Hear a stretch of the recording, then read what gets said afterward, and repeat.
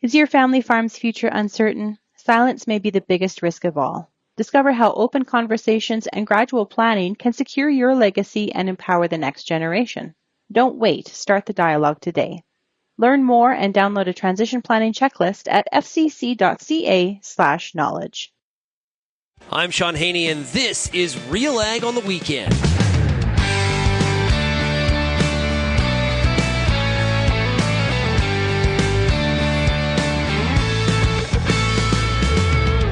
Let's get real and get connected with the week that was in Canadian agriculture.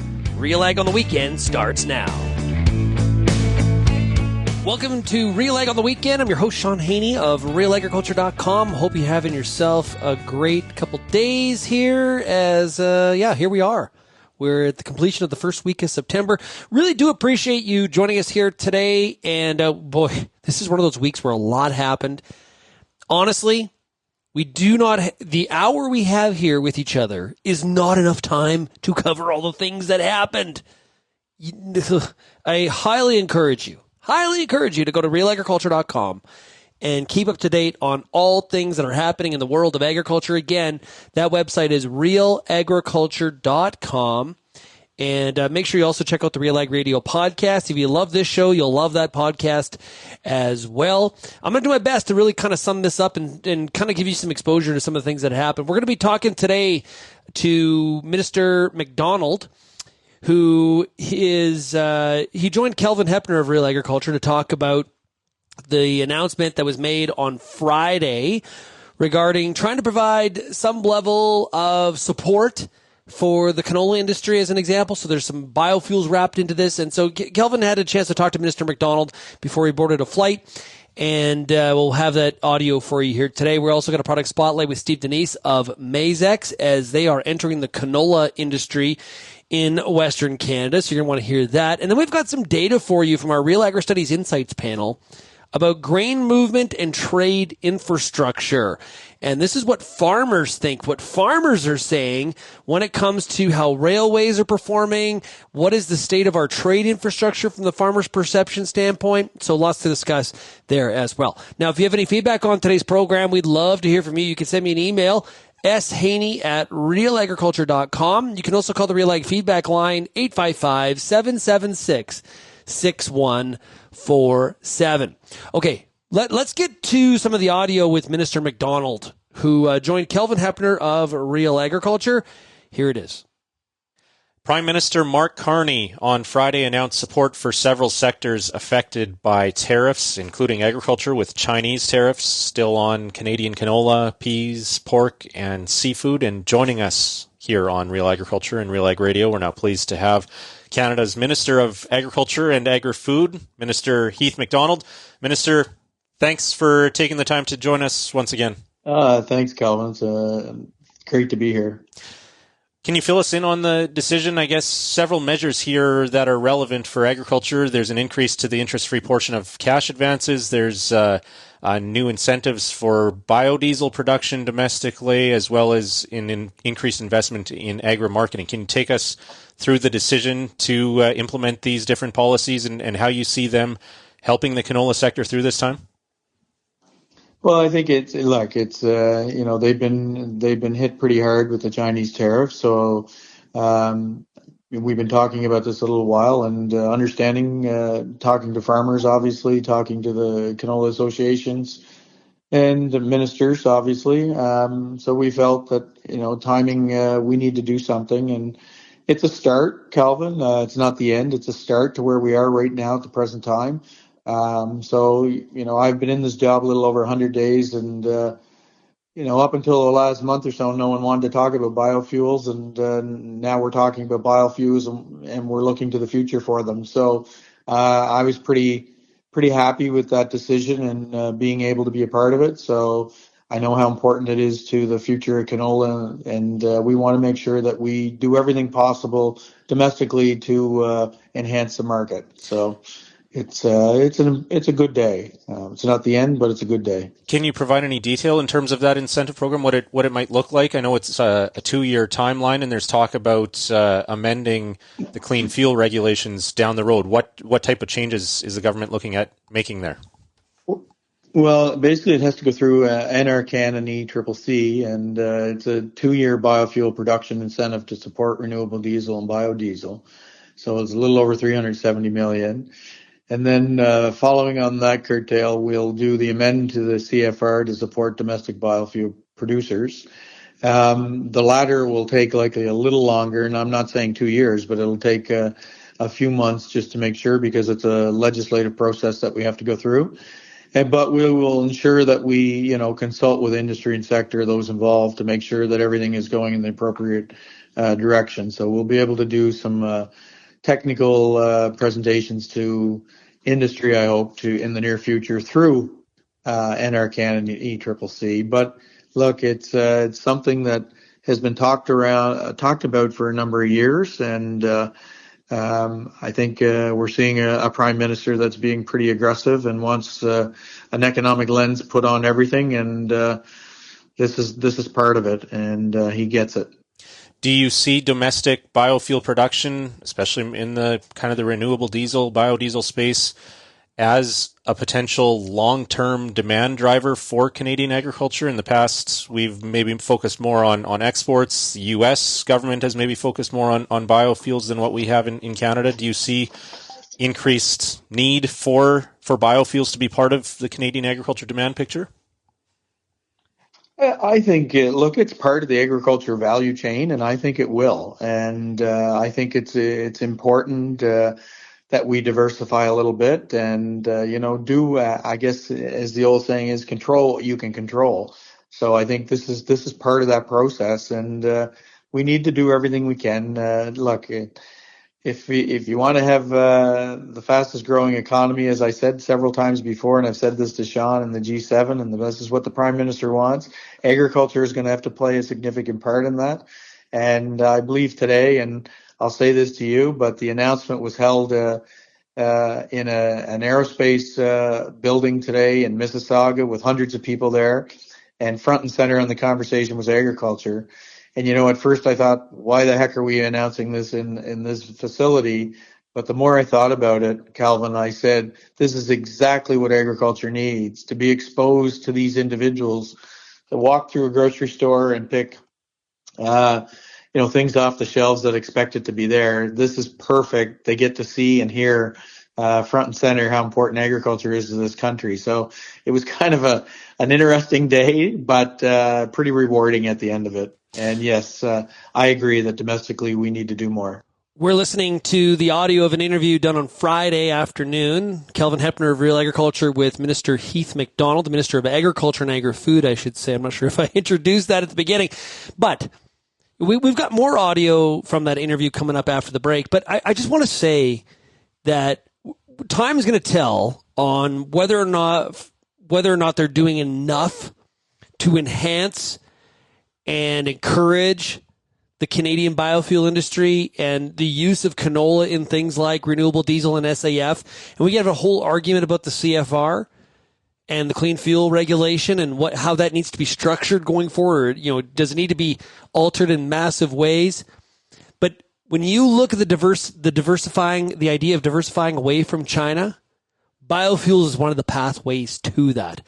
I do believe that the Canadian farmer has to get their head wrapped more around the idea that biofuels are a trade diversification strategy, especially when we're talking about China. We're back with more here coming up on RealAg on the Weekend right after this. Great rewards don't wait, so why should you? Through the Invigor Book and Buy Grower program, you could earn a $30 per bag rebate when you book all of your Invigor hybrid canola by November 14th. Talk to your retailer. Terms and conditions apply.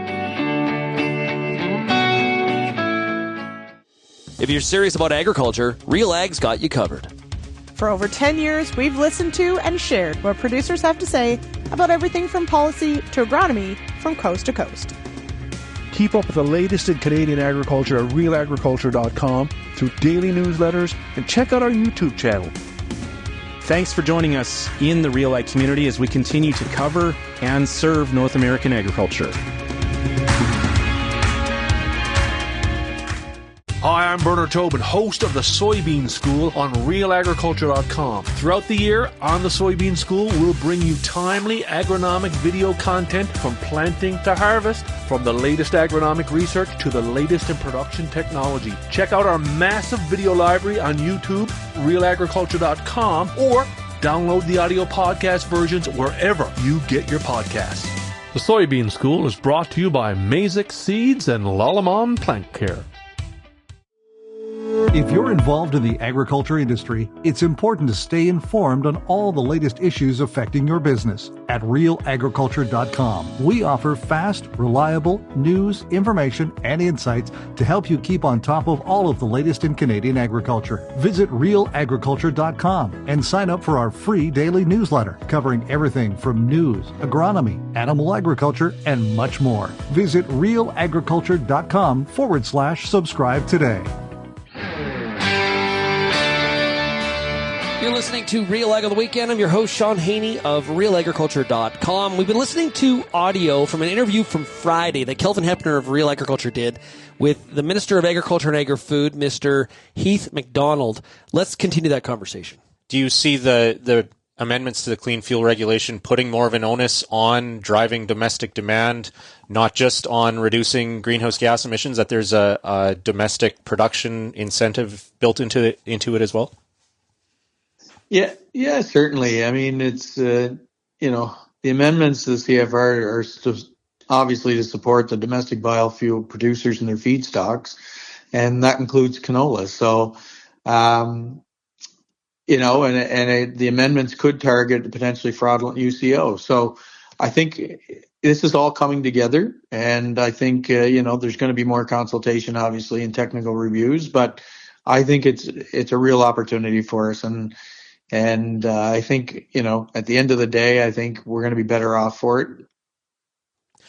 Your colleague, Parliamentary Secretary to the Prime Minister, Cody Blois, is headed to China along with Saskatchewan Premier Scott Moe here over the next few days. What are your expectations for this trip in terms of who they are going to meet with and what the outcomes could be from this delegation headed overseas? Well, we need to keep a presence over there, and I think it's a good move on the Premier's part, and having us tag along, I don't think is ever going to hurt, because I think it's an opportunity to say that they have the federal government in tow as well. But it depends. Look, the Chinese government is layered in bureaucracy, and sometimes it's difficult to meet with the right individuals. And sometimes you may even be meeting with them and not realize it. So it's a convoluted, layered bureaucracy, but I think it's a good thing anytime that we can put a face in front of a Chinese official from Canada. So I think, the expectation, I have no idea. Mr. Moe may know more of that, but certainly I spoke to Mr. Moe last Friday, late Friday night, and we had a discussion about China, and it was positive. We're all rowing in the same direction. We're doing everything we can to help one another at the provincial level, the federal level, and it's dialogue, and it's trying to build that relationship, trying to find that interest that both countries have, and if we can maintain that contact and that dialogue, then hopefully at the end of the day it'll be beneficial to us. All right. Well, they're overseas. You're going to be here in Manitoba hosting the annual FPT Ag Ministers meeting. What are your priorities for this meeting as you get together with your provincial and territorial colleagues?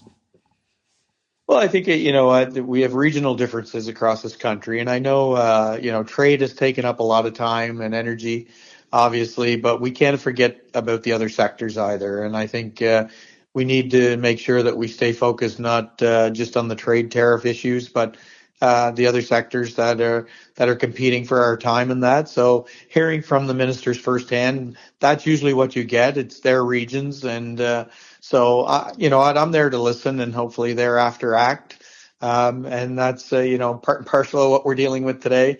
That's where that came from, a lot of it. From our last meeting we had in the summer, biofuels was a conversation that we had about. So, we're moving in the right direction. We're doing everything we can as fast as we can. There's further EV reviews going to be done by the government of Canada as well, which was announced today. There's a couple other programs that could be part of, agriculture. The Regional Tariff Response Initiative is it includes agriculture goods. It's a $450 million over 3 years and $1 billion over 5 years, non-repayable contributions. So then we have a strategic response fund, which is the SURF fund, which was basically, for steel, aluminum. Now we have agriculture canola mentioned in that. So there's some good things come out of today's announcement, and we just have to, make sure we get the correct information to the right people to ensure that they understand it. All right. I know you're running up against a deadline here, Minister. I want to quickly ask you, though, I know you were speaking on the phone with somebody else south of the border just before speaking with us here. Why don't you fill us in on that conversation? Well, look, Calvin, it's, I had the opportunity to have a discussion with Secretary Rollins and just really touching base. We talk a little bit about trade and the importance of agriculture to both countries and how we're integrated. And, we had a good general conversation. It won't be the last for sure. But, things you have to maintain that communication. It's extremely important. And so we both agreed that we'll continue to do that. All right. Is this the first time that you've connected with her? No. No? Okay. There have been other conversations? Okay. All right. Well, thank you for your time today, and looking forward to hopefully connecting with you and the other provincial ministers in Winnipeg early next week. All right. Hope to see you there. That was Minister Heath MacDonald. He's the Minister of Agriculture and Agri-Food, talking to RealAgriculture's Kelvin Heppner on late Friday afternoon. I told you this has been a busy week, and next week is shaping up to be no different. No different whatsoever. Okay, lots to break down there, and I think this announcement from the federal government is not going to slow down some farmers' calls for more of a push for some sort of ad hoc compensation related to canola. I think the trouble with that argument is that history has shown us that is not typically the path the Canadian government goes down. And so I'm not sure that is going to happen. I'm doubtful it's going to happen. Now, maybe over the longer period, a longer time horizon, it may. Like if China buys no Canadian canola between now and this time in 2026, and the markets recede even further, and it puts farmers in an even greater loss situation when it comes to canola, that may change the perspective and the opinion on it. But as of right now, as we sit here, harvest not complete, 2025, I'm not totally sold that that's the way the government's going to go. But some farmers have this expectation that Canada needs to fix its trade relationship with China. And I've said on this show before, that is a tall expectation. If you look at the way that China has not been purchasing U.S. soybeans, they've bought no 25 harvest soybeans yet out of the U.S. That's a bit of an indication about the hard game here that China is playing. If they're not going to buy U.S. soybeans, I'm not quite sure they're going to be needing and buying Canadian canola. The question is, how long can they go without buying either U.S. soybeans or Canadian canola? That's where I've been asking a lot of different commodity analysts, and nobody really knows because it's hard to get an idea what they actually have for stocks in the country. And so this is the kind of buyer that China is. It is a very difficult trade partner. Okay, we're going to take a break.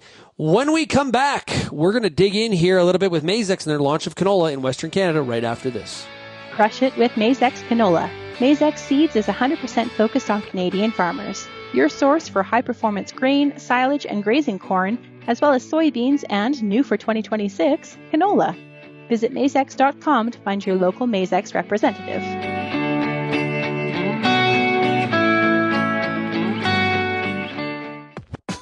RealAg Radio is Canada's only daily radio show focused on agriculture. Get expert advice on Agronomic Monday. Tuesdays and Wednesdays will cover a broad range of issues. Thursday we'll hear from farmers across the country on the Farmer Rapid Fire. And we'll wrap things up Fridays with the RealAg Issues panel with Kelvin Heppner and Lindsay Smith. Join us Monday through Friday at 4:30 Eastern. And don't forget about the replay at 7 in the morning on Rural Radio 147, Sirius XM. Get all the information you need to keep your pulse crop healthy and profitable with the Pulse School on RealAgriculture.com. The Pulse School is a free YouTube video series covering agronomy, research, and more across a host of different pulse crops. It's also available as an audio podcast wherever you download or stream your favorite podcast.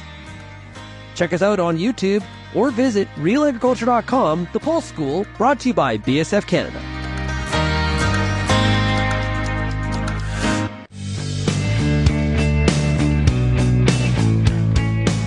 The following is a paid-for product spotlight by Maizex Seeds. We're currently joined by Steve Denys. He is Director of Product and Market Development with Maizex. Steve, how are we doing? We're doing great, Shaun.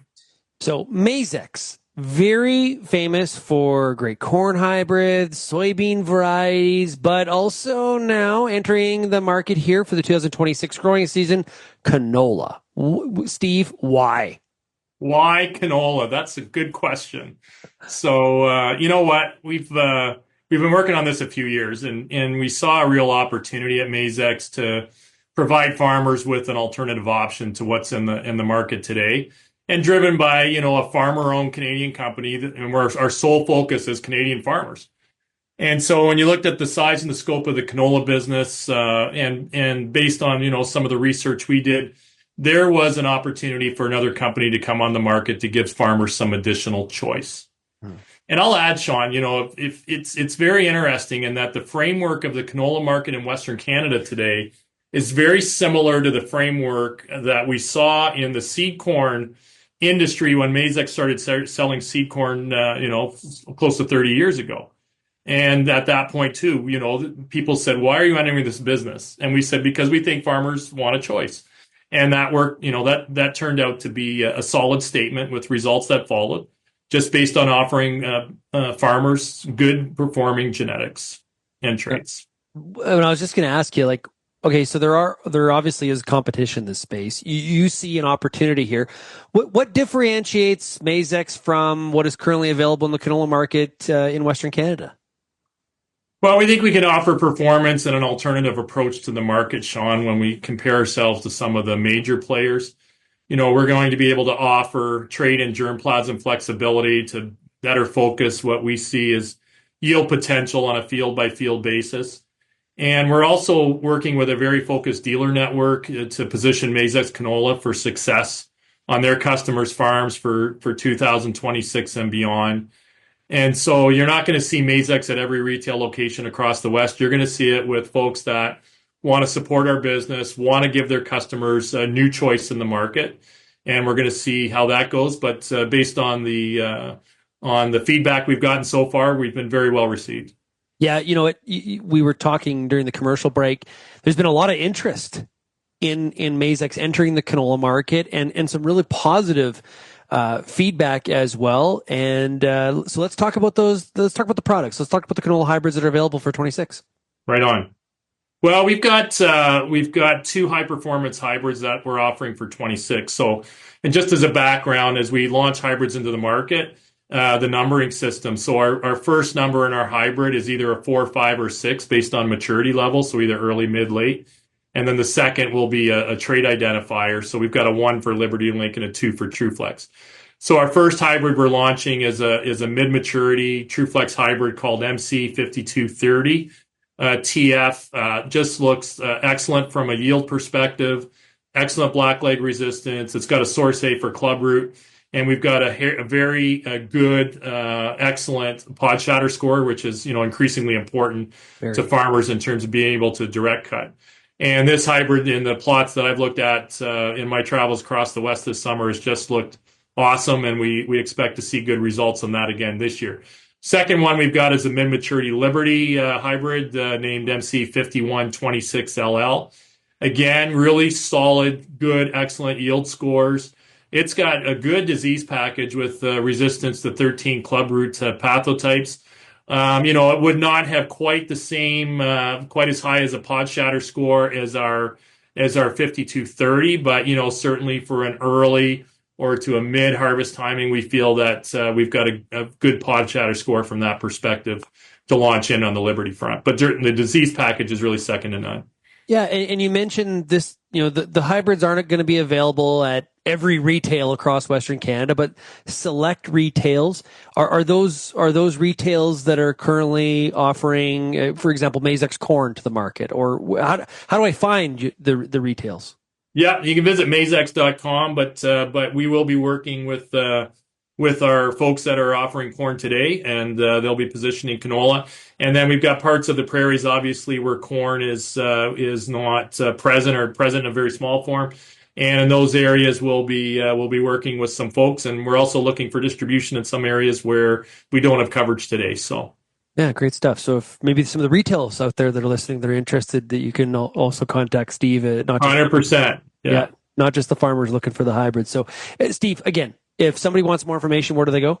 Maizex.com or contact on the website. You'll also find the contact information for our territory managers and who are outstanding agronomists in their own front, and you can reach them as well. Yeah, and probably should have started here, Steve, but if Maizex can bring the success that they've had in corn to canola, there's going to be a real great opportunity here.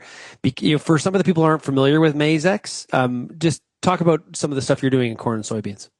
Yeah, so in Maizex, we're one of the major players on the corn side now as you go across Canada. And, we've really built our market presence, through sustainable growth over time. But we've done that by offering a market-leading product portfolio in corn and in soybeans. Soybeans we're growing in the West. We've got a strong presence in the East. Corn, we've got a strong presence really across the country. But, Canada's kind of a collection of niche markets, smaller maturity zones, smaller acres that if you put it together. And our goal is to supply best-in-class products, whether it's for grain or silage or in parts of Western Canada grazing. And really it's to provide folks in that maturity zone, a strong product that's been tested against anything that's out there with a strong trait package and is very agronomically sound for what the farmer's looking for.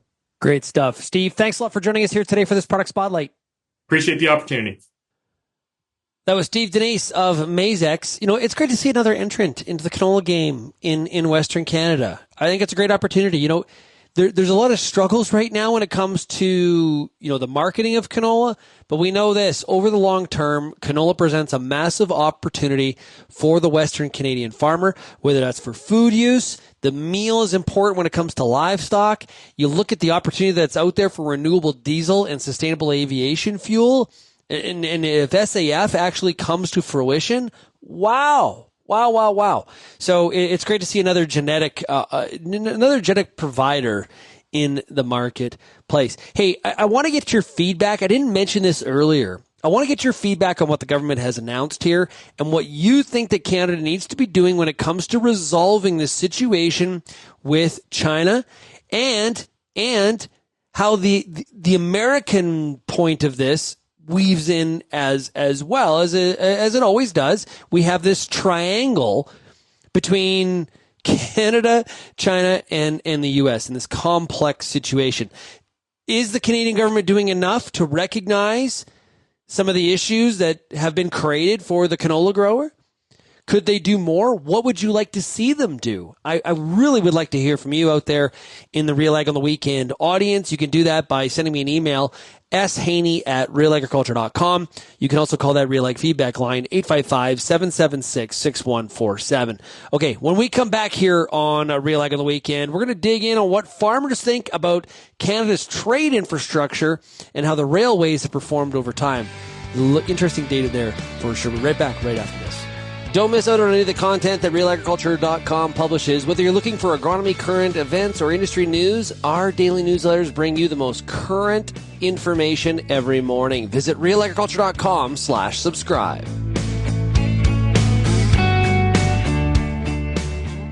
I'm with Mackenzie Smith, host of The Agronomist, and I want to thank you for tuning in for over 200 episodes of our beloved little program.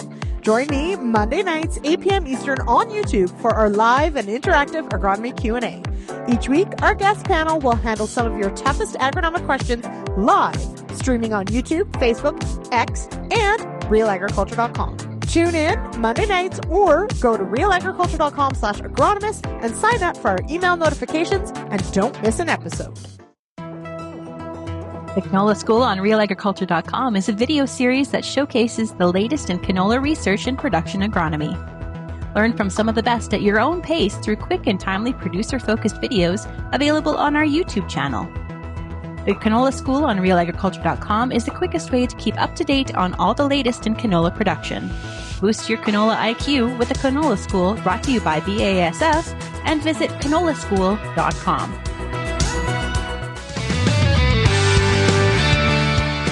We've launched the Real Agri Studies Insights Panel podcast. Now, the Insights Panel is farmers across the country providing their perspectives on what is happening in the industry. Okay. And we asked Canadian farmers about their perspectives and their perceptions of the state of Canadian trade infrastructure, how railways are performing, a whole bunch of stuff like that. Here's myself and Justin Funk, both of us of Real Agri Studies. Here's the audio. So we actually finished the Canadian Farmer Sentiment Index survey with this set of questions. And the first question related to this was related to satisfaction with grain movement in Canada. And our conclusion here is that 44% indicate that they are satisfied with grain movement in Canada. The numbers vary quite a bit. We do have, I just want to point out at the bottom, does not apply to me. I do not ship grain, 7%. If you answered that question that way, then that took you to the end of the survey. And so the rest of the questions are just asked to the group that did indicate that their level of satisfaction. Just wanted to point that part out. So 44% are satisfied, Shaun. Yeah, and this is a bit of a benchmark going forward, right? So as we, depending on how the grain shipping season goes from, year to year, this allows us to contrast and compare. Either, people are becoming more satisfied over time or less satisfied over time. 28%, just over a quarter, kind of neutral here on this topic. The biggest category was that somewhat satisfied at 38%, which I think they're not exuberant, but hey, you know what? We're doing pretty good is how I think how that sort of shakes out for me. Yeah, you bet. So the next question is related to confidence in Canada's current grain handling system's ability to efficiently manage large crop volumes. And so this is a confidence-based question. 5-point scale. And what we learned here is that 21% feel that they are either extremely or very confident. Only 3% extremely confident. So really the confidence lies there in the very confident. And then again, a lot of neutrality on this one. 52% said that they were somewhat confident, with the balance there in the non-confident camp. Yeah, but also, Justin, I think one of the positives out of this, if you are in the grain logistics, grain transportation sector, is only 27% really kind of on the negative side of this confidence question, right? And so that leaves a large bulk of farmers that do ship crop. That does leave them in there's confidence. Obviously there's challenges, but I do have some sort of confidence that we can handle what's in front of us, although not exactly perfect, right? And perfection is elusive when it comes to grain logistics. There's a lot of variables that railroads and grain companies, and the terminals that they fight with. But I think this should be deemed as a positive take from farmers, in my opinion. Yeah. On the topic of railways, we also had a question in there related to the degree to which we feel the railways are held accountable for their service performance. And so the options here, they are consistently held accountable at 4%. They are occasionally held accountable depending on the situation at 33%. So that's 37% feel that there is accountability. Then there is 42% they're rarely held accountable, and 12% they are never held accountable, and 10% weren't totally sure. So 37% feel there's accountability. How do you feel towards that, Shaun? Yeah, and I guess it's, one of the challenges here that comes to mind is, what is your expectation of accountability in order for you to feel there is accountability, right? That can be definitely a varying scale. When it comes to this, farmers know that if grain doesn't move, whether it's because of cold weather or it's labor issues, whatever that barrier, that clog is, that's not allowing efficient throughput, they don't want to, they just want the grain to move, right? And so those are your problems. Fix them so that my grain gets off farm and I get paid and I can, grow the next crop. The government has spent some time here with things like accountability. Now we have situations where both major railways, CPKC and CN, have to do a grain. It's the grain marketing plan for the year. We're about that time of the year where those start to come out. Here's what the intentions are of the railway in the year ahead to move grain. We have the Ag Transport Coalition that tries to hold the railways accountable when it comes to how their movement has actually been. So it'd be interesting for the people that think there's not enough accountability. What do you think needs to change so that your opinion is swayed more to the positive side? Those are just some thoughts. Yeah. Well, we did give our panelists an opportunity to give a report card, I guess, a scorecard. So the question was, on a scale of 1 to 10, where 1 is poor and 10 is excellent, how would you rate the current grain logistics infrastructure in Canada? And so this is showing the distribution of those results, and you can see, 2% said poor. Nobody gave it a 10, by the way. You'll notice 0% at a 10, 2% gave it a 9. Yeah, perfection's elusive. Yeah. Well, and then we've got an average here. If you average this out, a mean of 5.8. So I guess the logistics infrastructure scorecard here is just slightly better than average. Yeah, and there's a lot of focus here by the Carney government in terms of trade infrastructure. Grain logistics infrastructure fits into that. So we'll have to watch closely with what the government intends to do in order to enable more investment into trade infrastructure, and what the railways do, because they will tell you that they have been investing.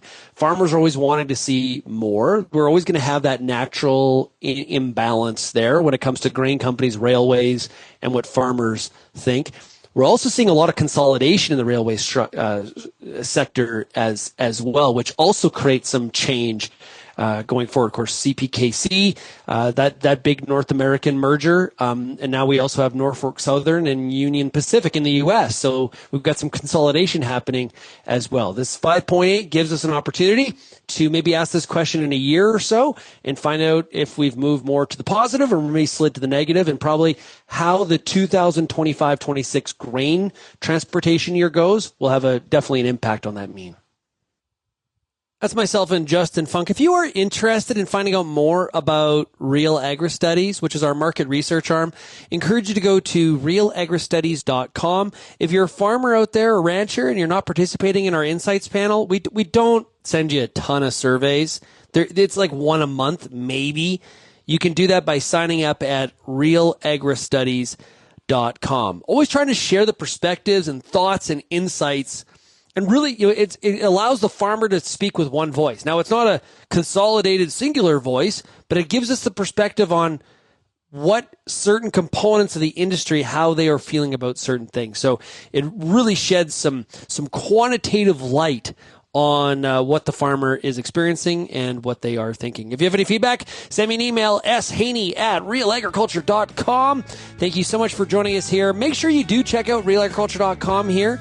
So you can stay up to date on everything that's happening in the industry. And thanks for tuning in here to Real Ag on the Weekend. And we'll chat again next week. Cheers, everybody.